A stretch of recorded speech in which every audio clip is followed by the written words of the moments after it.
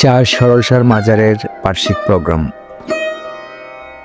রূপকথার মতোই নানান গল্পের ইতিহাস এখনো লোকমুখে ফেরে। এলাকাভিত্তিক এই অনুষ্ঠানটি অনেকের কাছেই আবেগের জায়গা দখল করে আছে সেই যুগের পর যুগ থেকে।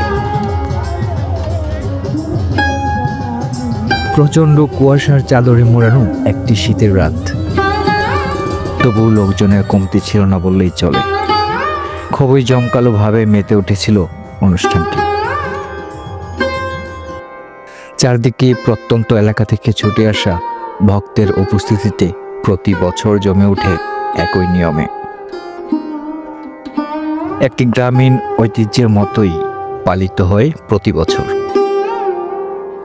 অনুষ্ঠানটি হয়তো অনেকের কাছেই একটি আবেগের নাম, যারা এখন জীবন জীবিকার তাগিদে দূর প্রবাসে,